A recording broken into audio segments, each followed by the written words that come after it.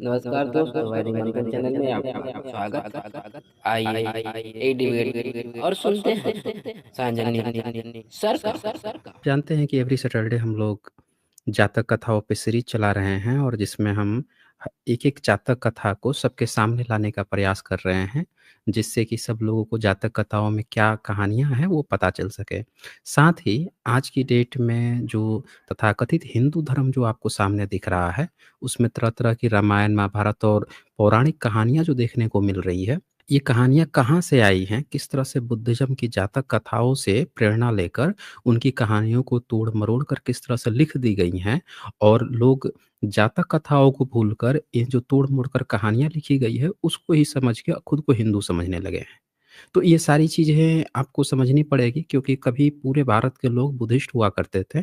भारत बुद्ध धर्म के लिए ही जाना जाता था और आज की डेट में वो कहानियाँ बदल गई हैं और तोड़-मरोड़ कर ब्राह्मणीकरण कर दी गई है और लोग अपने को अब हिंदू समझ रहे हैं, समझा रहे हैं। तो आज का बहुत ही इम्पोर्टेंट टॉपिक है। ये छठी कहानी है जातक कथा की, जिसमें आप देखेंगे देवधम जातक। और ये जो देवधम जातक है, ये इतना इम्पोर्टेंट है, आपको जानना पड़ेगा कि आपने महाभारत में सुना होगा कि जब हिरण का पीछा करते-करते और प्यास लगी थी बेसिकली, तो जो युधिष्ठिर है वो बाकी के जो 4 भाई हैं वो एक-एक करके पानी की तलाश में जाते हैं, तालाब पे जाते हैं। तालाब पे जब पहुँचते हैं तो वहाँ पे एक यक्ष रहता है। जैसे ही वो पानी उठाने जाते हैं तो उनको रोक देता है, कहता है कि तुम मेरे प्रश्न का जवाब दो और नहीं तो तुम मर जाओगे। तो एक-एक करके चारों मर जाते हैं। फिर लास्ट में युधिष्ठिर को दिखाया जाता है कि जब युधिष्ठिर वहाँ जाता है, उससे जब पूछा जाता है प्रश्न, तो वो प्रश्न जवाब देते जाता है और लास्ट में वो चारों भाई ज़िंदा होते हैं। अब ये ज़िंदा होने से पहले उससे कहता है यक्ष कि कोई एक भाई को ज़िंदा कर लो। अब ये पूरी कहानी की जो थीम है, ये डिट्टो देवधम जातक से कॉपी पेस्ट मार ली गई है। पूरा डिट्टो। मतलब किया क्या गया है कि बुद्धिज़्म की जो जातक कथाएँ हैं, वो बुद्ध के इर्द-गिर्द घूमती हैं, जहाँ पे आप देखेंगे कि सदाचार की बातें होती हैं, जहाँ पे मानवता की बातें होती हैं, उसके जो प्रश्न रहेंगे, वो सारे कहीं न कहीं प्रासंगिक होते हैं। जबकि वहीं जब आप देखेंगे ब्रह्मनिज़्म में जो प्रश्न उत्तर यक्ष पे चलता है, इस पर मैंने स्ट्रीम भी कर रखी है, रेशनल वर्ल्ड पे बड़े डिटेल्स में कर रखी है मैंने। यक्ष प्रश्न पे। तो इनके जो प्रश्न हैं उसमें क्या होता है कि बड़े आलतू-फालतू क्वेश्चन पूछता है जिसका कुछ लेना-देना ही नहीं है। क्वेश्चन तो वो बेवकूफ़ों की तरह पूछता ही पूछता है, जवाब ये इतना बेवकूफ़ाना देता है युधिष्ठिर। मतलब एक होता है ना कि सटीक जवाब देना, इसके बहुत सारे जवाब हैं। 70% से ज़्यादा जवाब जो है बिल्कुल मिसमैच हैं। मतलब मैच ही नहीं कर रहे हैं। क्वेश्चन कुछ और पूछ रहा है, कुछ और गाया जा रहा है। हँसुए की शादी में खुरपी का गीत चल रहा है। ऐसा मिसमैच है। तो ये क्यों ऐसा दिखता है? इसलिए दिखता है क्योंकि ये कॉपी पेस्ट किया गया ज़बरदस्ती वहाँ पे इनकी जो ब्राह्मणवादी जो सोच है, जो ब्राह्मणवादी वर्ण व्यवस्था है, वो चीज़ें प्रश्न उत्तर के माध्यम से, यक्ष के माध्यम से वहाँ पे डाली गई। तो ये जो ज़बरदस्ती फैब्रिकेशन हुआ, जहाँ देवधम जातक में 3 भाई रहते हैं, वहाँ पे यहाँ 5 भाई के रूप में जब किया गया, तो ये चीज़ें मिसमैच हो जाती हैं और सटीक नहीं बैठती। तो इसको चलिए हम शुरू करते हैं, आपको एक-एक करके दिखाएँगे ताकि पूरा आपको डिटेल्स पता चल सके और ये भी पता चल सके कि कैसे, कहाँ-कहाँ से क्या-क्या चीज़ें कॉपी पेस्ट की गई है, जो आम भारतीयों को कोई बताने वाला नहीं है, जिस कारण से भारतीय लोग सच्चाई नहीं जान पा रहे हैं। एक प्रश्न ये भी उठ सकता है, कोई भी कह सकता है कि भई महाभारत से ही तो जातक ने कॉपी कर लिया होगा, ये क्यों ना मान लिया जाए? तो वही इसका सीधा-सा जवाब है, जो पहला एपिसोड मैंने किया था। पहला एपिसोड जो मैंने इसमें किया था, इंट्रोडक्शन वाला, उसमें मैंने दिखाया था कि आर्कियोलॉजिकल एविडेंस हैं जातक कथाओं के। चाहे अजंता की कैव्स हो या फिर सांची के स्तूप हो, बरहूत के हों या फिर अमरावती के हों, हर जगह पे इनके सबूत मिलते हैं। बनाए हुए सबूत मिलते हैं, आर्कियोलॉजिकल एविडेंस मिलते हैं, जबकि महाभारत का 10वीं सदी से पहले कोई नामो-निशान ही नहीं है। मिलेगा कहाँ से सबूत? क्योंकि वो कॉपी पेस्ट करके बाद में बनाया गया है, जो बाद में बनाया गया है उसका पुरातत्व सबूत कहाँ से मिलेगा? तो ये बात है यहाँ पे। अब कोई कहेगा कि नहीं वो तो ना लाखों साल पहले था, 5000 साल। अरे भैया 5000 साल पहले था, लाखों साल पहले था तो एक बात बताओ, जातक कथाएँ भी तो मानी जाती है कि बुद्ध के समय थी, तो बुद्ध के समय ही थोड़े जातक कथा का सबूत मिल रहा है। दूसरी सदी में मिल रहा है, तीसरी सदी में मिल रहा है, चौथी सदी में, ईसा से 300 साल पहले मिल रहा है, हर समय में मिल रहा है ना। जैसे-जैसे समाज आगे बढ़ रहा है, हर सदी के राजा बनवा रहे हैं। तो अगर हम इस बात को मान भी लें कि महाभारत बहुत पुराना है, एक पल के लिए मान लेते हैं आपके सैटिस्फैक्शन के लिए, झूठा सैटिस्फैक्शन आपके लिए। तो भी एक बात बताओ, भई सिंधु घाटी सभ्यता वाले भी तो बनवाते हैं, फिर बुद्धिज़्म के समय के आपके जो राजा हैं, वो भी बनवाते हैं। पहली सदी का भी बनाता, दूसरी सदी का भी बनाता, हर राजा बनवाता, काहे नहीं मिल रहा है? किसी भी राजा ने कहीं से भी कोई सीक्वेंस बना ही नहीं रहा है। तो ये कहानी ये कह देना कि बहुत पुराना है इसीलिए नहीं मिल रहा है, ये पूरी तरह से अनर्गल एक क्लेम है, जिसका कोई तुक ही नहीं बनता। दरअसल जब से बनना शुरू होगा, तब से उसके बाद से कोई न कोई बनवाते रहेगा, उसकी पूरी चेन बन जाती है। तो इनका कुछ मिलता ही नहीं है, इससे पता चलता है कि था ही नहीं कभी, झूठा क्लेम है, टोटल बोगस, सिर्फ़ कागज़ी वीर हैं। चलिए अब आगे बढ़ते हैं हम, जातक कथा क्या है? तो देवधम जातक कथा भी शुरुआत होती है श्रावस्ती से। वहाँ पे जेतवन में दिखाया जाएगा कि जेतवन में बुद्ध थे और वहाँ पे बेसिकली एक लालची व्यक्ति जो था वो भिक्षु बनना चाहता है, वहाँ से कहानी शुरू होती है। तो आइए इसको हम शुरू करते हैं, उसको समझिए फिर हम कंपेयर करेंगे। तो छठी देवधम जातक जो है, इसको बताया जाता है कि श्रावस्ती का जेतवन विहार था जिसमें बुद्ध रहते थे, भिक्षुओं के साथ रहते थे। तो वहाँ पे क्या हुआ एक बार कि एक व्यक्ति जो है, धनी व्यक्ति था, उसको भी मन में लालसा जगी कि हम भी ना भिक्षु बने। बड़ा रिस्पेक्ट देते हैं लोग भिक्षु बनने पे। पूरी दुनिया जो है जब चलते हैं फूल बिछा देती है। राजा जो है इतना बड़ा राजा, वो आके सर झुका देता है कि अरे आप लोग भिक्षु लोग हैं। जाते ही इतना रिस्पेक्ट मिलता है, इतना सब लोग भाव विभोर होके पूरी तरह से समर्पित होके रिस्पेक्ट देते हैं, तो क्यों ना मैं भी भिक्षु बनूँ। तो वो जो व्यक्ति है उसने सोचा कि भिक्षु तो बन जाऊँगा लेकिन मैं तो बाकी लोगों की तरह सिर्फ़ 3 चीवर पहनना, थोड़ा-सा खाना खाना, फिर रात को भी खाना नहीं खाना, दोपहर से पहले थोड़ा-सा खाना, जो मिल जाए वही खाना, इससे तो मेरा काम नहीं चलेगा। मैं ऐसा करता हूँ, ऐसी व्यवस्था कर लेता हूँ पहले से ही कि एक पूरा अपना एक घर बनवा लेता हूँ, जहाँ जेतवन के अगल-बगल में ही, वहाँ पे अपने नौकर रखवा लूँगा और मेरे जो नौकर हैं, वो क्या करेंगे, बड़े अच्छा-सा खाना बनाएँगे, खाना बना के लाके मुझे चुप्पे से दे जाएँगे। खाना भी खाऊँगा और मस्त मेरे अच्छा-सा बिछौना भी लाके देंगे और मेरे ढेर सारे कपड़े होंगे, पूरा ऐशो-आराम से ही रहूँगा और भिक्षु बन के रहूँगा मैं। तो ये आप समझ सकते हैं कि बुद्धिस्ट लोग जो हैं, वो कितना गहराई में कहानियाँ अपनी लिखे हैं जातकों की। एक-एक पॉइंट्स को उठाया है कि ऐसा भी हो सकता है कि कुछ लोग लालचवश भिक्षु बने और भिक्षु बन के भी इस तरह की चीज़ें प्रैक्टिस करने का प्रयास करें। तो देखें उस समय उन्होंने कितना खूबसूरत इस पॉइंट को डिटेक्ट कर लिया था कि भविष्य में भी ऐसा कोई न कोई तो कर भी सकता है। और आपको पता है कि बहुत सारे ब्राह्मिन्स जो हैं वो बुद्धिस्ट बन गए थे और बुद्धिस्ट बन के बुद्धिज़्म में घुस के फिर क्या किए हैं आज आप सबके सामने है ही। तो इसमें ये दिखाया गया कि उसने क्या किया कि पूरा घी, चावल, पूरा भंडार बना लिया, नौकर बुला लिया, सब रख लिया, खूब पकाता था, खाता था और एक दिन अपने कपड़े-वपड़े फैला रहा था खूब अच्छे से। तब तक बाकी के भिक्षु लोग जो हैं उधर से गुज़रे। तो गुज़रे तो देखे कि अरे! ये इतने सारे चीवर, इतने सारे बिछावन, ये सब आपके हैं क्या? पूछने लगे उससे। तो वो जो भिक्षु बना हुआ आया था, जो ही सेठ था, उसने कहा कि आउश, सब मेरा ही है, ये सारे ओढ़ना-बिछौना। तो भिक्षु लोगों ने कहा कि भई बुद्ध ने, भगवान ने, बुद्ध को भगवान कहा जाता है। भगवान एक्चुअली में भगवा शब्द होता है, बुद्ध के लिए डेडिकेटेड वर्ड है। जैसे तथागत वर्ड है, एक डेडिकेटेड वर्ड है, उसी तरह से भगवान डेडिकेटेड वर्ड है बुद्ध के लिए। आज के समय में कुछ लोगों ने क्या किया है, उस शब्द को चोरी कर लिया है और उसका जो है एक ऐसी अब्राहमिक रिलीजन की तरह कि आसमान में कोई रहता होगा देवी-देवता, उसके लिए प्रयोग करने लगते हैं। कि कोई आसमान में कोई देवी-देवता रहता होगा, ये करता होगा, उसको भगवान कहते हैं। ये बुद्धिस्ट का शब्द है भगवान और बुद्ध के लिए डेडिकेटेड है यानी इंसान के लिए, महामानव के लिए प्रयोग होता है।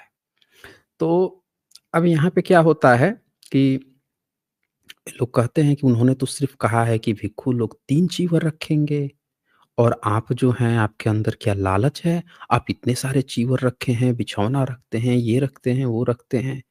चलिए, चलिए हम आपको लेके चलेंगे भगवान के पास लेके चलेंगे, वही आपका फ़ैसला करेंगे।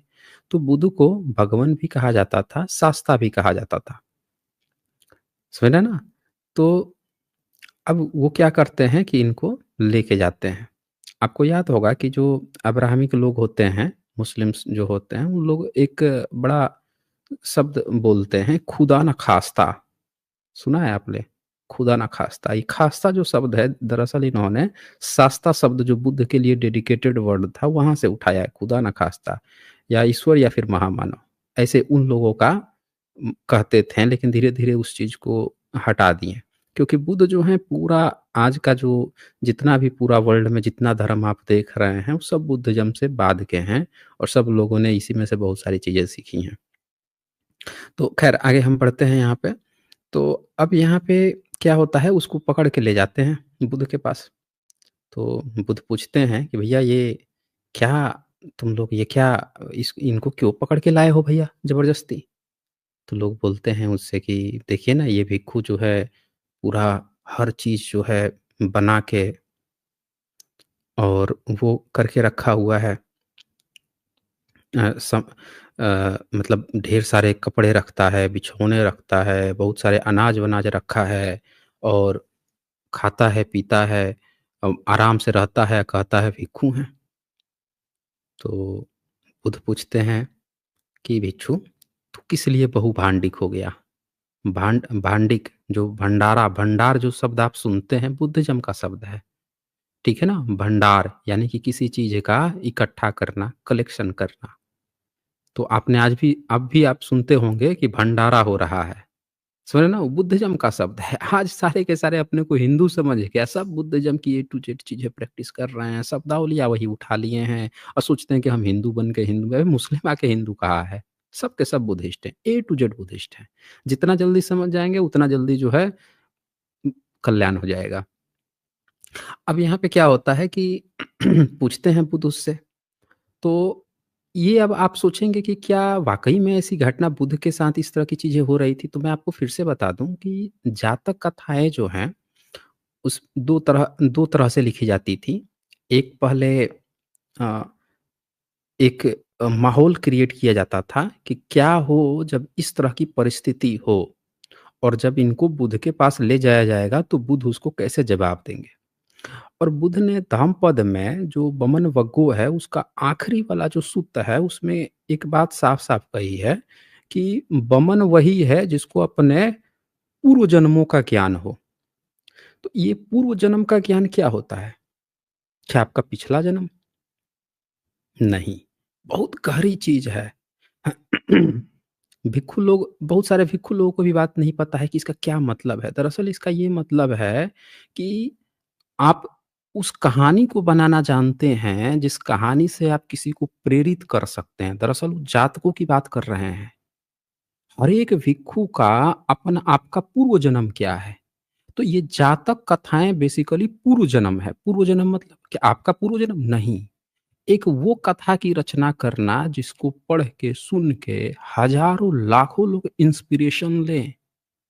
और उसमें इन्वॉल्व रहें, उसको महसूस कर सकें कि आज जो हम इस अरहत को देख रहे हैं, इस महान व्यक्ति को देख रहे हैं, एक कहानियों में भी जैसे आप फ़िल्में बनाते हैं, फ़िल्मों में क्या होता है?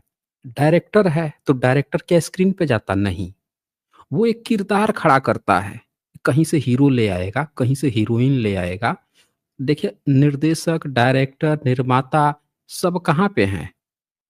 सब इन्वॉल्व हैं उस फ़िल्म को बनाने में। प्ले कौन कर रहा है?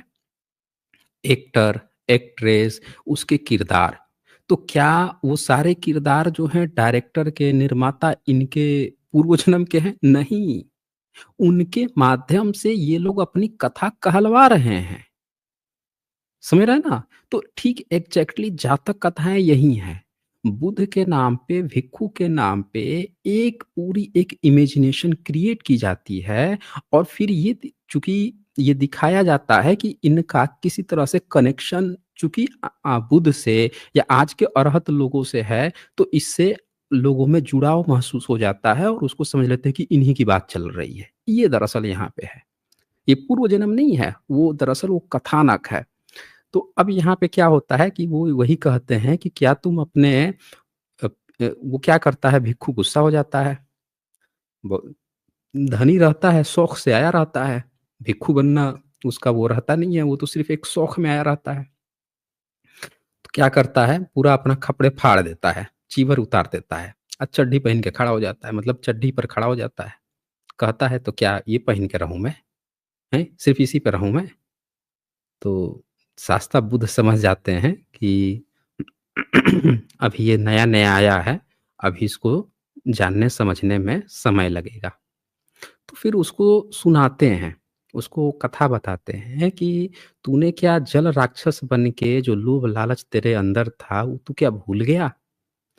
अब ये भिक्षु लोग जो हैं देखिए कथानक को कैसे जोड़ रहे हैं इसको।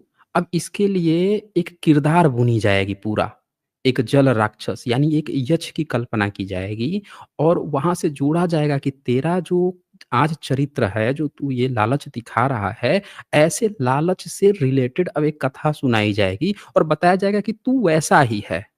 कुछ लोग समझ लेते हैं कि पूर्व जन्म, पूर्व जन्म।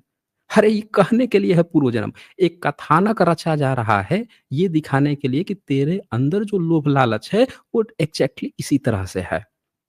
तो वो अब चलते हैं हम इस अतीत कथा में कि शास्ता जो हैं यानी सॉरी बुद्ध जो हैं, किस तरह से उसको अब ये कहानी सुनाते हैं।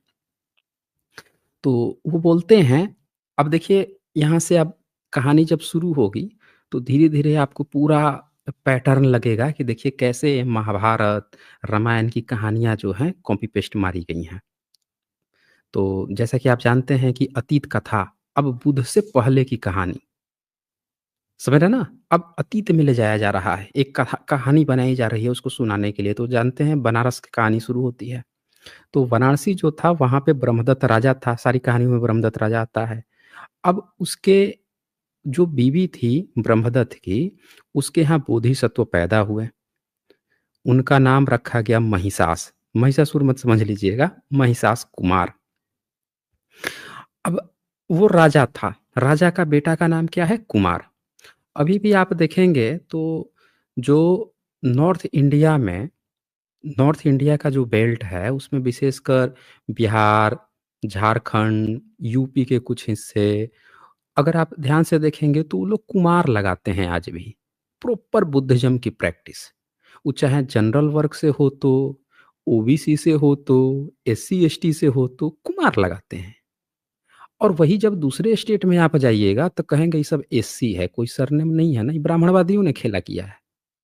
समझ रहे हैं? ब्राह्मणवादियों ने क्या खेला किया कि कोई सरनेम नहीं है, अच्छा ये पक्का ना एससी-एसटी होगा, तभी सरनेम नहीं है।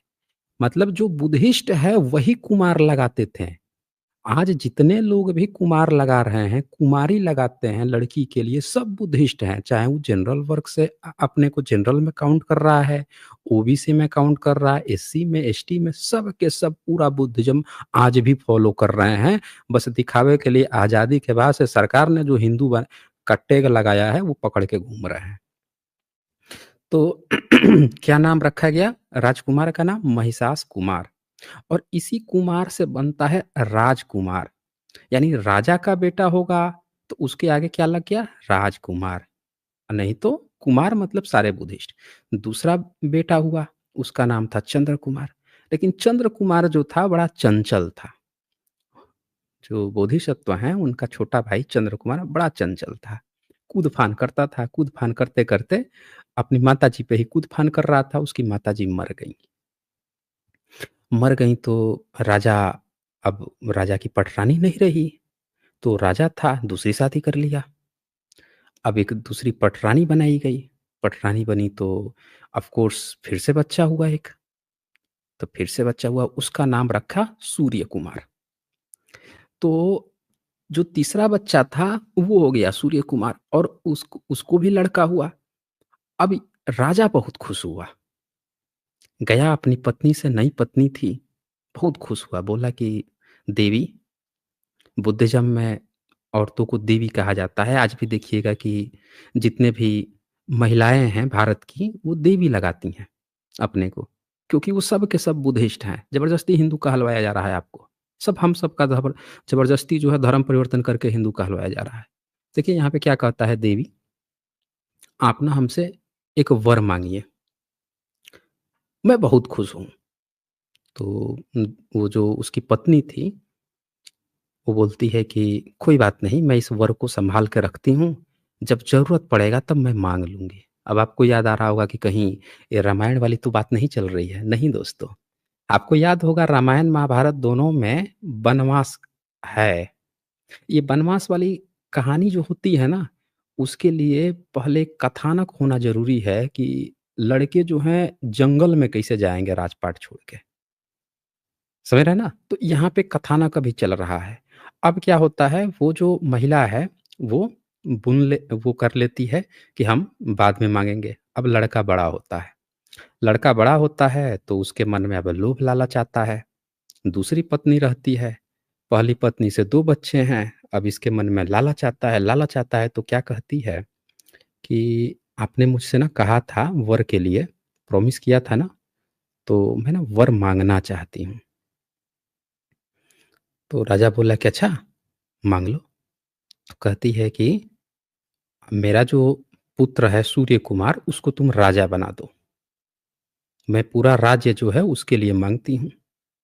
अब राजा को चक्कर आ जाता है कि यार मेरे 2 बच्चे हैं, उससे भी बड़े बच्चे हैं, 2 बच्चे, और उसको अ, मतलब उन दोनों को मैं ना बनाऊँ और इसका। तो वो क्या कहता है कि मुझे ना इस पर भरोसा नहीं रहा, स्त्री पर गुस्सा हो जाता है। कि यार ऐसा कैसे हो सकता है? मेरी पहली पत्नी थी, अगर नहीं मरती तो यही मेरे दोनों बच्चे, मतलब दूसरी शादी कर लिया तो इसका मतलब क्या? कि ये कुछ भी कराएगी? मतलब न्याय ये सारी चीज़ें भूल गई है, सिर्फ़ अपना फ़ायदा देख रही है, तो उसको गुस्सा आता है। उस गुस्से में वो क्या बोलता है कि स्त्री जाति पापिन होती है। ये बुराई भी सोच सकती है भविष्य में, जब लालच इसके मन में आ रहा है। अब क्या करते हैं लोग जो गैर बुद्धिस्ट हैं, विशेषकर ब्राह्मणवादी, इस पॉइंट को उठाते हैं कि देखो बुद्धिज्म की कथाओं में ना, बुद्धिज्म की किताबों में ना स्त्री को पापिन कहा गया है? और तुम लोग जो है भगवत गीता में कहते हो कि कृष्ण कह रहे हैं कि पापी उन्हीं होती है। देखो बुद्धिज्म की किताबों में लिखा गया है। तो मैं आप लोगों को यहाँ क्लियर कर दूं कि ये अधूरी बात है, जो कोई कहे कि बुद्धिस्ट की किताब में ऐसा लिखा है। अधूरी बात है। पूरी बात ये है कि ये अतीत कथा है, ये बुद्ध के पहले की कथा बताई जा रही है। समझ रहे हैं ना? बुद्ध ने तो अधिकार दिया। असल में कहानी कहाँ पे थी कि एक भिक्षु जो है लोभी लालची था, और उसके लोभ लालच को कम करने के लिए बुद्धा ने क्या किया था, अतीत की कथा सुना रहे हैं, पहले की कथा सुना रहे हैं। तो ये बुद्ध के पहले की कथा है, जिसका किरदार जो है अपनी महिला से अप्रसन्न है, क्योंकि वो उसके साथ छल कर रही है, न्याय व्यवस्था को धूल चटा के। और जो जस्टिफिकेशन है कि बड़े बच्चे को राजपाट मिलना चाहिए, उसको तिलांजलि दे के अपना पर्सनल स्वार्थ के हिसाब से, तब वो गुस्सा होकर कह रहा है कि ये स्त्री जाति पापिन है। ये बुराई सोच के हमारे बच्चे को मरवा भी देगी, अपने बच्चे को राज सत्ता दिलाने के लिए। तो यहाँ से आपको एक पॉइंट क्लियर हो गया होगा कि जो लोग भी ये बात कहते हैं कि इसमें लिखी है, लेकिन यहाँ पे कथानक क्या है कि ये तो एक कथा चल रही है, वो भी बुद्ध से पहले की चल रही है, ना कि बुद्ध के बाद चल रही है। ठीक है ना? एकदम क्लियर कट यहाँ पे आप समझ सकते हैं। तो और बुद्ध भी इस बात को नहीं कह रहे हैं, बल्कि किसी और की कहानी चल रही है। समझ रहे हैं ना? अब क्या होता है यहाँ पे कि वो अपने बच्चे को डर जाता है कि ना हमारे दोनों बड़े बच्चे जो हैं उनको मरवा देगी। हमें ना अपने बच्चे को यहाँ से रवाना कर देना चाहिए। तो वो क्या कहता है कि अपने बच्चे को बुलाता है, कहता है दोनों बच्चों को कि देखो, अभी माहौल ठीक नहीं लग रहा है, तुम लोग यहाँ से चले जाओ जंगल में, और जंगल में जाके रहो, जब मेरी मृत्यु हो जाएगी, तब तुम लोग यहाँ पे आना, आके तुम्हारा जो हक है, उस पर तुम लोग शासन करना अपना, जो भी करना। अब वो दोनों जो हैं प्रणाम करके अपने पिताजी को जाने लगते हैं। तब तक जो तीसरा बच्चा होता है, छोटा वाला जो बच्चा होता है सूर्य कुमार, वो देख लेता है कि बड़े भैया दोनों जा रहे हैं, वो जाता है, वो भी रोने लगता है, कहता है कि हम भी जाएँगे, पिताजी हमको भी भाइयों लोग के साथ जाने दीजिए। उसमें प्रेम रहता है, वो थोड़े जानता है कि माँ हमारी क्या सोच रही है, सौतेली माँ। मतलब उसकी तो माँ रहती है, बाकी बड़े बच्चों की सौतेली माँ। तो वो क्या करता है, वो भी अपने पिता से आशीर्वाद लेके उन्हीं दोनों भाई के साथ वो भी निकल जाता है। तो अब तीनों जाते हैं जंगल में। तो देखिए एक कथानक आपको यहाँ पे प्रॉपर उसके साथ आपको मिल गया कि भाई देखो ये जंगल जा रहे हैं और सत्ता का मामला है इसलिए। महाभारत में पांडवों को जब भेजा जाता है जंगल में तो वहाँ पे कैसी बेवकूफ़ी सी घटना बताई गई है कि जुआ खेल रहा है, तो पत्नी बेच दिया, तो पाँचों भाई बेच दिया। ऐसा कभी देखा है आपने प्रैक्टिकल में? अरे जुआरी से जुआरी भी ऐसा नहीं करेगा। ठीक है ना? और फिर उसके बाद से इतना वो है कि जंगल चले जा रहे हैं, सब चीज़ ये छोड़-छाड़ के 2-2 बार जा रहे हैं, फिर वही गलती। तो वहाँ पे बड़ा आर्टिफ़िशियल सा लगता है कि किसी तरह से जंगल में पाँचों भाइयों को भेजने के लिए कैसे झूठी कल्पना करके कुछ भी हवा-हवाई कपोड़ जैसे फ़िल्में नहीं होती हैं। पहले लोग कैसे फ़िल्में कहते थे कि साउथ की फ़िल्में हैं, इसकी फ़िल्में हैं, देखो कहीं से इधर से मारा, उधर मारा, नहीं कहीं से कुछ जुड़ रहा है कहानी और कहीं पे उछल-कूद करके कहीं पहुँच जा रहा है। तो महाभारत में इस तरह की कहानी आपको लगी। यहाँ पे पूरा एक लॉजिक दिया गया है कि किस तरह से सत्ता के कारण वहाँ जाता है। अब देखिए कहानी अब शुरू होता है आपका यक्ष वाली कहानी। अब यहाँ पे क्या होता है कि जब तीनों भाई जंगल पहुँचते हैं, कहाँ पहुँचते हैं? हिमालय में। क्योंकि पहाड़ी इलाकों पे ही पहुँचते थे, पहाड़ी इलाकों पे रहते थे, बुद्धिस्ट लोग रहते थे, भिक्षु लोग रहते थे। तो जब ये जाते हैं वहाँ पे, तो पेड़ के नीचे जो बोधिसत्व हैं, वो जाके बैठ जाते हैं। अब जब पेड़ के नीचे ये बैठते हैं, तो वहाँ पे क्या होता है कि जो बाकी के जो दोनों छोटे भाई रहते हैं, उनसे कहते हैं कि आप जो है जाओ, आप पानी लेके आओ, ठीक है ना? तो वो दोनों जो हैं पानी लेने के लिए चले जाते हैं। अब देखिए यहाँ पे इस बात को समझिएगा जब पानी लेने के लिए वो जाते हैं, तो उनकी टकराहट होती है यक्ष से। वहीं पे मिलता है जो यक्ष रहता है वो। उसको दरअसल कुबेर जो हैं बुद्धिज़्म में कुबेर होते हैं, ठीक है ना? तो वो क्या करता है जो कुबेर रहता है, उसने वो दे रखा था कि इस तालाब में कोई भी व्यक्ति को तुम ऐसे नहीं मार के खा सकते हो, ठीक है? जो कोई भी ये तालाब है, अगर इस तालाब में कोई भीतर घुसेगा पानी पीने के लिए, उसको ही तुम पकड़ सकते हो। तो यक्ष ने अपना एक नियम बना लिया और क्या करता था, जो कोई भी आता था, तालाब में जाता था उतरने के लिए, तो उससे कहता था कि देखो, तुम मेरे एक सवाल का जवाब दो और नहीं दोगे तो हम तुमको खा जाएँगे, ठीक है? तो क्या किया कि उसने बोला कि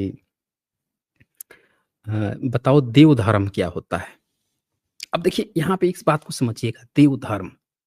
आप बार-बार जिनको भी देव, देवी, बुद्धिज़्म के शब्द हैं, तो वो पूछता है कि बताओ देवों का धर्म क्या है? देव धर्म क्या है बताओ? अभी दोनों छोटे बच्चे थे, क्या जानते थे? सूर्य कुमार वहाँ तालाब में पहुँचा और वो पूछ रहा है, कुछ सुना उन्होंने, "है भाड़ में जाए बे, कौन है बे तू? राजकुमार है, राजसी फ़हमी से तू सवाल पूछ रहा है।" जाता है पानी में घुसता है निकालने, हाँ, बस वहाँ से वो अ, जब सुनता है सवाल उसको, तो कहता है कि जो ये चाँद, सूर्य जो है ना, यही सब देव धर्म है। कहता है तुमको पता नहीं है। उसको पकड़ के ले जाके कहीं पे पकड़ के रख लेता है। अब दूसरा भाई पहुँचता है, तो उससे भी चंद्र कुमार को बोलता है कि अरे! अभी तक आया नहीं सूर्य कुमार। तो चंद्र कुमार जब जाता है, उससे भी राक्षस वही यक्ष जो है वही पूछता है, तुमको देव धर्म मालूम है? बोलता है कि हाँ। क्या है? कहता है चारों दिशा जो है यही देव धर्म है। कहता है तुझको भी पता नहीं है, उसको भी पकड़ के रख लेता है। अब समय बीतते जाता है, समय बीतते जाता है। बोधिसत्व सोचते हैं, ये दोनों भाई मेरे अभी तक नहीं आए पानी लेके, हुआ क्या? तो उसका जो पैरों का चिन्ह होता है, उसका पीछा करते हुए जाते हैं और जब जाते हैं, पीछा करते हुए जब वहाँ पे पहुँचते हैं, तो उनको लगता है कि यहाँ से अब नहीं दिखाई दे रहा, यहीं पे पद चिन्ह खत्म हो गया।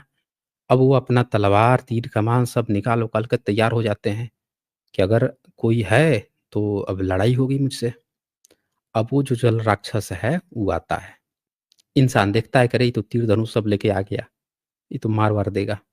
तो इंसान बन के आता है, आके कहता है, "अरे! बहुत थक गए होगे न, तालाब से उतर के पानी-वानी पी लो।" अब बोधिसत्व दिमाग लगाते हैं कि मेरे भाई सब भी आए होंगे, तो पक्का वो भी तो पानी ही पीने गए होंगे कैसे कुछ न कुछ, लेकिन वो तो गायब हो गए हैं, कुछ तो गड़बड़ है। तो बोधिसत्व पहचान लेते हैं कि यही व्यक्ति जो है गड़बड़ किया है। बोलते हैं कि तूने ही मेरे भाइयों को पकड़ के रखा है। तो वो बोलता है हाँ, मैंने पकड़ के रखा है। बोलते किस कारण से? कहता है जो इस तालाब में उतरता है मेरा पूरा अधिकार है उस पे। तो कहता है कि अच्छा, सब पे तुम्हारा अधिकार है? कहता है हाँ, जो देव धर्म को जानता है बस उसको मैं छोड़ देता हूँ। क्योंकि आपको पता होगा मैं बार-बार एक शब्द कहता हूँ कि पूरे भारत के जितने भी राजा थे, सारे राजाओं ने ऐलान किया था कि बुद्ध या भिक्षु पे हमला हमारे देश पे हमला माना जाएगा। यक्ष भी इसी नियम का पालन कर रहा था कि अगर ये देव धर्म को जानता है यानी ये प्रॉपर बुद्धिस्ट है, बुद्धिज़्म के सारे नियमों को जानता है, तो भैया इसको तो हम कैसे हाथ लगाएँगे, हमारी तो खाल खींच के फेंक देंगे सब राजा-वाजा। तो कहता है जो देव धर्म को जानता है उसको बस छोड़ देता हूँ मैं, बाकी सबको मैं मेरा अधिकार है, खा जाता हूँ मैं। तो कहता है अच्छा, तो कहता है कि तुमको पता है देव धर्म? कहता है हाँ, हमको पता है।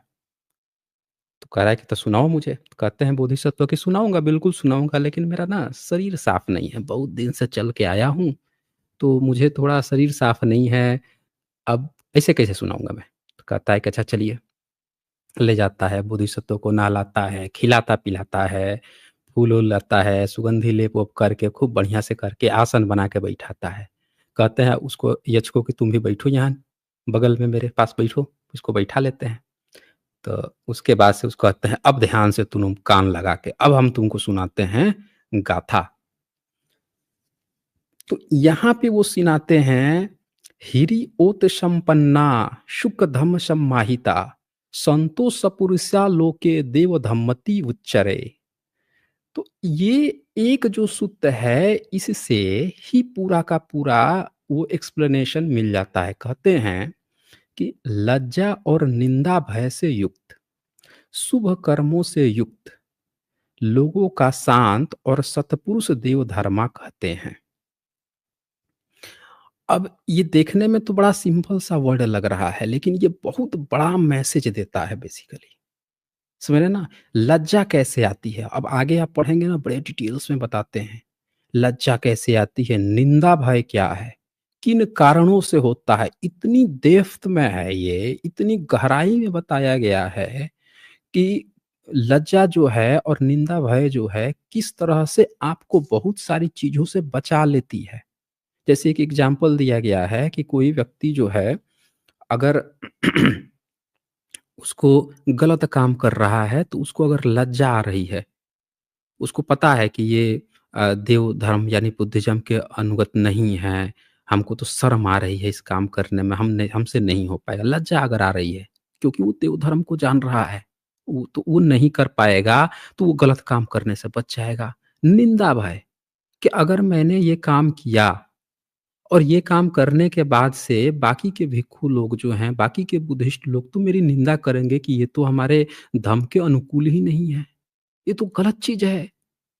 तो ये दोनों चीज़ जो हैं उसको धम्म से गलत रास्ते पर जाने से बचाएँगी, और जिसके अंदर ये दोनों है ही नहीं, गलत काम करने पर उसको ना लज्जा आ रही है, ना शर्म आ रही है, ना उसको बाकी के जो समाज है, भिक्षु लोग हैं जो सही सद्मार्ग बता रहे हैं उनसे कोई उसको निंदा भय का डर है, ना किसी की परवाह है, तो वो तो फिर बिगड़े हुए गलत रास्ते पर चला गया वो फिर कहाँ से जानता है?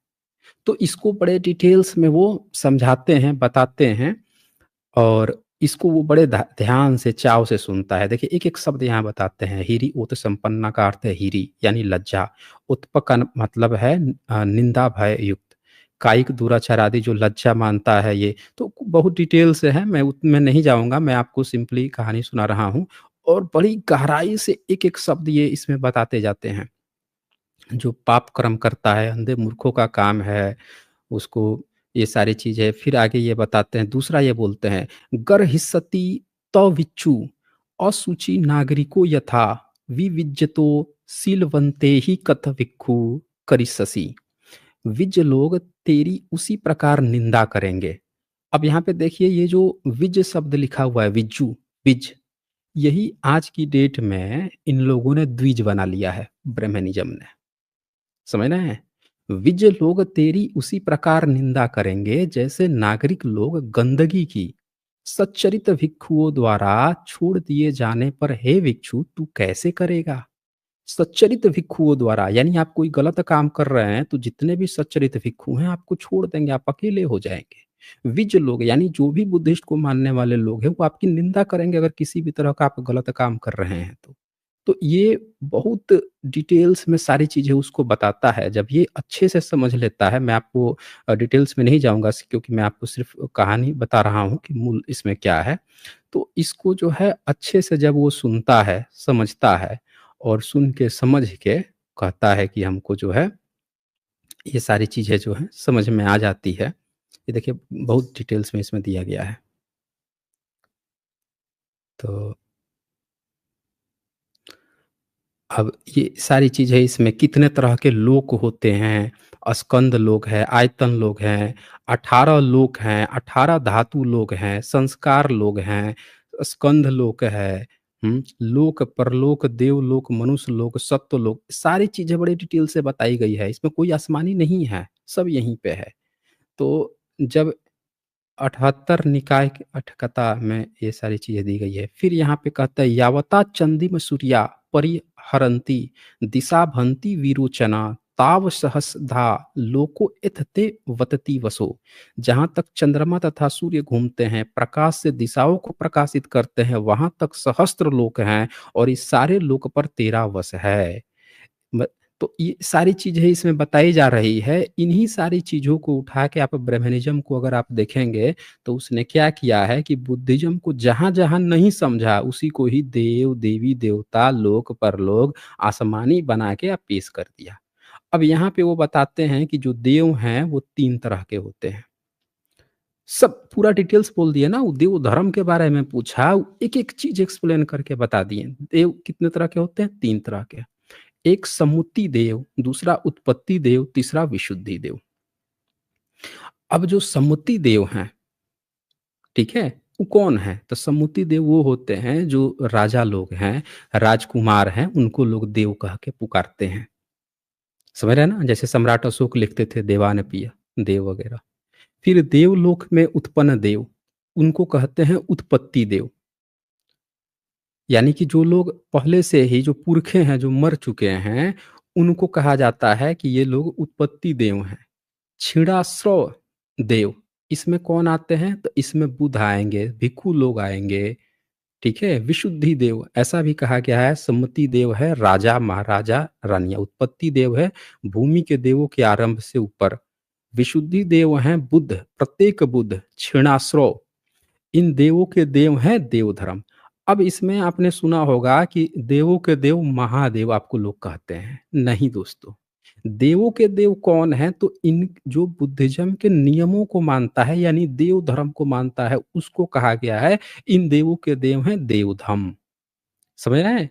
तो इसमें देखिए 3 तरह के देव हैं, तीनों में विशुद्धि देव कौन है? तो बुध, प्रत्येक बुध, क्षीणशव।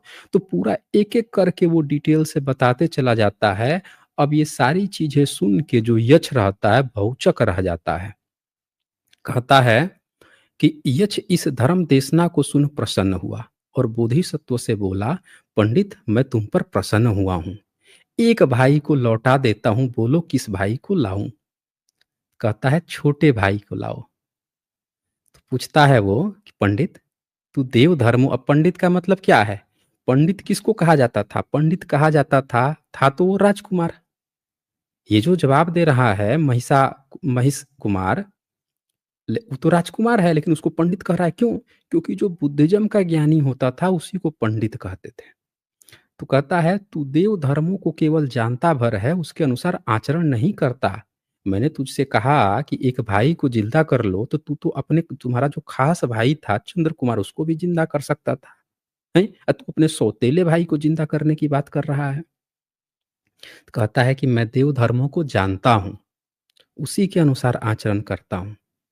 हमने जब इस वन में प्रवेश किया तो इसी के कारण से, क्योंकि हमारी माँ ने राज्य मांग लिया था उसके लिए। और आज की डेट में अगर वो मर गया यहाँ पे, तो मैं जब कहीं जाऊँगा तो लोग यही सोचेंगे कि इसने ना अपने भाई को मरवा दिया, क्योंकि इसकी माँ ने उसके लिए राज्य माँगा था। तो लोग जो हैं पूरी ज़िंदगी भर इस बात की निंदा करेंगे, कोई सच्चाई के तह में नहीं पहुँच पाएगा, मेरी बात का कोई विश्वास नहीं करेगा। समझ रहे हो ना? वो बड़े डिटेल से इसको आप देखें कि वो बताते हैं कि भले वो मेरा सौतेला भाई है, लेकिन तुम उसको ही ज़िंदा करो। तो ये क्या कहता है कि भई हाँ, सही में तुम देव धर्म को जानते हो, और वो उसको ज़िंदा कर देता है। अब यहाँ पे इस कहानी का अंत होता है, तथागत बुद्ध बताते हैं कि देखो यहाँ पे वो जो क्या करता था, मार के जो ये यक्ष था, लोगों को जो लोग जाते थे बचा के, मार के खा जाता था, रखता था, वही तुम्हारे साथ आदत पड़ गई है। और कंपेयर करके बताते हैं आप उससे, उसको समझ में आ जाता है, और फिर वो ये हो जाता है। ये देखिए तब बोधिसत्व ने कहा, सौम्य तू अपने पूर्व के पाप कर्म के कारण दूसरों का रक्त मांस खाने वाले यक्ष की योनि में उत्पन्न हुआ। अब फिर से पाप कर्म ही करता है, पाप कर्म नरक आदि में छूटने न देगा।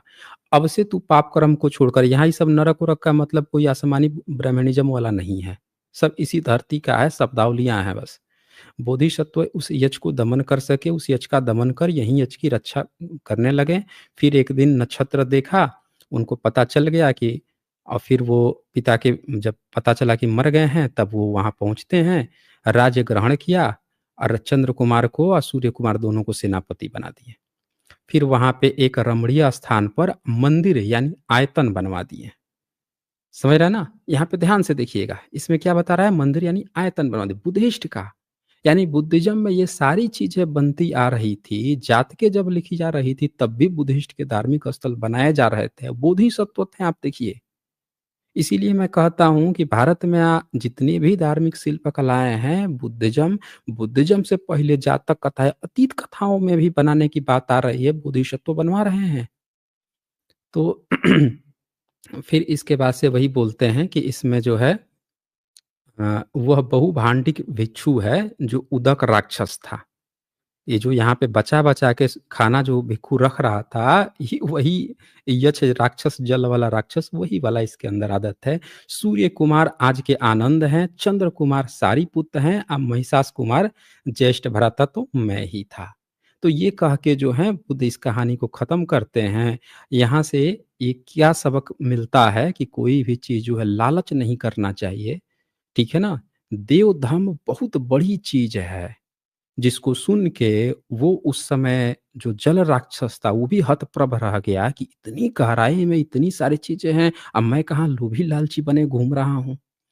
तो वही चीज़ बोलते हैं कि उस समय वो समझ गया था, तो इस समय तुम भी समझ जाओगे। तो ये इस तरह से हो जाता है। अब मैं आपको वो दिखाता हूँ, एक महाभारत का पॉइंट दिखा देता हूँ। महाभारत जो है, कैसे इन लोगों ने कॉपी पेस्ट किया है।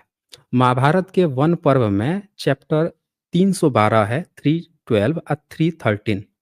उसको जब आप उठाइएगा तो इन्होंने कैसे कॉपी किया है कि पांचों भाई जो है पहुंचते हैं वहां पे जंगल में, यक्ष मिलता है, और मिलता है तो पांचों भाइयों को क्वेश्चन पूछता है, मरते जाते हैं, फिर युधिष्ठिर पहुंचता है।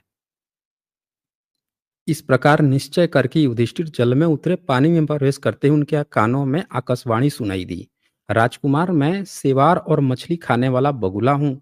मैंने ही तुम्हारे छोटे भाइयों को यमलोक भेजा है। अब मेरे पूछने पर तुम मेरे प्रश्नों का उत्तर न दोगे तो मैं तुमको यमलोक में पांचवे अतिथि होगे। ऐसे करके अब बेवकूफों जैसे सवाल पूछता है, वर्ण व्यवस्था की बात पूछ रहा है। समझ रहे हैं? मतलब इससे जो है वर्ण व्यवस्था की बातें पूछ रहा है। देखिए इन्होंने ब्राह्मणीकरण किया, क्या क्वेश्चन कहता है 49 में कि ब्राह्मणों में देवत्व क्या है? उनमें सत्पुरुषों का धर्म क्या है? उसका मनुष्य भाव क्या है? इसमें असत्पुरुषों का आचरण क्या है? अबे ये सब राजकुमार हैं, ये सब क्षत्रिय हैं, क्षत्रिय से तुम ब्राह्मण का पूछ रहा है सवाल? तो आपको क्या लग रहा है कि ये फिर उसके बाद से ब्राह्मण के बाद से क्षत्रिय पे आ जाता है? समझ रहे हैं ना? छतरी-छतरी, फिर यज्ञ का पूछने लगता है कि यज्ञ में साम क्या है? यज्ञ में अतिक्रमण क्या है? यज्ञ वर्ण क्या है? तो ये आप देख सकते हैं कि इन्होंने क्या किया है कि बुद्धिज़्म की जो जातक कथाएँ हैं, उन्हीं कथाओं को उठा के, उन कथानकों को बदल के अब्राह्मणवादी व्यवस्था, यज्ञ, हवन, अब्राह्मण, ये घुसेड़ दिया है। ये छीन से वर्ण व्यवस्था के बारे में बात कर रहा है। भागवत गीता में कृष्ण वर्ण व्यवस्था स्थापित कर रहा है। हर जगह वर्ण, वर्ण, वर्ण। शंभू के वध वर्ण पूछ के कर रहा है राम, हर जगह वर्ण। तो ब्राह्मणों का एक ही चीज आती थी, जहां भी उन्होंने बुद्धिज्म की किताबें उठाई, हर जगह बदल के खाली वर्ण वर्ण वर्ण व्यवस्था, ब्राह्मणवाद ब्राह्मणवाद, कॉपी पेस्ट, और उसमें क्या डालना है साथ में, डोपिंग क्या करनी है, ब्राह्मणवाद वर्ण व्यवस्था। फिर कहेंगे वर्ण व्यवस्था वर्ण व्यवस्था। तो ये इस तरह से आप यहाँ पे देख सकते हैं। ये देखिए फिर से वही आलतू फालतू क्वेश्चन किए जा रहा है, बिना सर पैर के क्वेश्चन किए जा रहा है, जिसका कुछ लॉजिक ही नहीं है। खास बात क्या होती है, ये यहाँ पे आप देख सकते हैं कि उससे पूछता है, ये देखिए कैसे कॉपी पेस्ट मारे हैं सब। लास्ट में यहाँ पे यच वच जब क्वेश्चन बोल लेता है, तो कहता है कि तुम अपने भाइयों में से कोई एक को जिंदा कर सकते हो, किसको जिंदा करना है, जैसे आपने देखा अभी जातक कथा में था, सेम इसमें भी वही डालते हैं। तो इसमें भी क्या कहता है, युधिष्ठिर क्या कह रहा है कि नकुल को जिंदा कर दो, ठीक है? तो कहता है कि भाई तुम नकुल को क्यों ज़िंदा करवाना चाह रहे हो? तुम भीम को, अर्जुन को, इसको, उसको भी करवा सकते थे, ये सब शक्तिशाली हैं। तो इसमें भी सेम वही लॉजिक देने का प्रयास करता है कि नहीं, वो दूसरी माता से उसका जन्म हुआ है, तो उसको अगर वो एक रहेगा, एक मेरे माता से मैं एक रहूँगा, 2 लोग तो रहेंगे। सेम आप देख सकते हैं यहाँ पे, डिट्टो कॉपी पेस्ट। कहता है यहाँ पे, लोग मेरे विषय में ऐसा समझते हैं कि मैं राजा युधिष्ठिर धर्मात्मा है, अतएव मैं अपने धर्म से विचलित न होऊँगा, मेरा भाई नकुल जीवित हो जाए। मेरे पिता के कुंती और माद्री नाम की 2 भार्याएँ रही हैं, वे दोनों ही पुत्रवती बनी रहें, ऐसा मेरा विचार है। यक्ष मेरे लिए जैसा कुंती है, वैसी माद्री, उन दोनों में कोई अंतर नहीं है, मैं दोनों माताओं के प्रति समान भाव ही रखना चाहता हूँ, इसलिए नकुल ही जीवित हो। तो ये फिर यहाँ पे सबको जीवित कर देता है, और उसमें भी वो दोनों भाई को जीवित कर देता है। तो आप देख सकते हैं कि इन्होंने पूरा डिट्टो जो है कॉपी पेस्ट मार लिया महाभारत में। हर एक चीज़ इनका कॉपी पेस्ट है। जितना जल्दी भारतीय लोग इस बात को समझ जाएँगे, उतना जल्दी ही इस देश का भला हो जाएगा, और आप अपने धर्म को, अपने पुरखों का जो धर्म है, उसको समझ पाएँगे कि यही हमारा वाक़ई में असल इतिहास है। किस तरह से हमको लगातार बेवकूफ़ बनाया जा रहा है। झूठे लोग जो कॉपी पेस्ट किए, उनके ही बच्चे हर संस्थान में बैठ के लगातार झूठ प्रोपेगेट करवा रहे हैं। तो दोस्तों, अब चलें, आज का जातक कथा यहीं ख़त्म हो जाती है। अब कुछ सुपर चैट्स आए हैं। यहाँ पे सदाशिव शिंदे लिखते हैं, नमो बुद्धाय, जय भीम सर।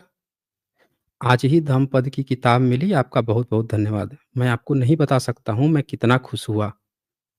आप ज्ञान के भंडार हो, धन्यवाद। अच्छा जी, बहुत शुक्रिया जी आपका। और एथिस्ट रवि यहाँ लिखते हैं, एसजे सर आप बहुत अच्छा काम कर रहे हैं। शुक्रिया जी आपका। और माय नेम इज़ लॉर्ड जी का यहाँ सुपर स्टिकर है, आपका भी शुक्रिया। डीके बंधिया यहाँ लिखते हैं, जय भीम नमो बुद्धाय एसजे सर जी, शुक्रिया जी आपका।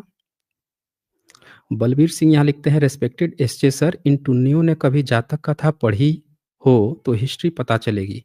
इनका तो पंचगव्य चलता है दिमाग में। वही तो बोल रहा हूँ। इनके बाप दादों ने बैठ के केवल कॉपी पेस्ट किया है, और ये दुनिया भर को जरा सोचिए, ओरिजिनल जो लिखा होगा, जो पहली बार ये सारी कल्पनाएँ किया होगा, वो कितना टैलेंटेड होगा। कॉपी पेस्ट वाला तो पहले से बना बनाया मटेरियल है, लेके खाली उसको बदल देना है, कथानक बदलना है, ये बदलना है, कॉपी पेस्ट करना है। असल दिमाग तो इन्होंने कभी क्रेडिट दिया है कि भारत का असल में जो वो थे विद्वान लोग, वो बुद्धिस्ट लोग थे? नहीं दिया। ऋषि मुनि, ऋषि मुनि, ऋषि मुनि, कॉपी पेस्ट वाला ऋषि मुनि, बताइए। इसीलिए ये सच्चाई घर घर तक पहुंचानी जरूरी है दोस्तों। डॉक्टर बंस बहादुर जी का यहाँ पे सुपर स्टिकर है, और भूषण बंकर जी ने मेंबरशिप लिया। बहुत-बहुत शुक्रिया आप सभी का। तो ठीक है दोस्तों, आज फिर यहीं पे क्लोज़ करते हैं। आप लोग अपना ख़्याल रखिए, अपनों का ख़्याल रखिए। अंतिम तक बने रहने के लिए बहुत-बहुत शुक्रिया। ज़्यादा से ज़्यादा इसको शेयर कीजिए, सच्चाई लोगों तक पहुँचाइए। बहुत शुक्रिया आप सभी का।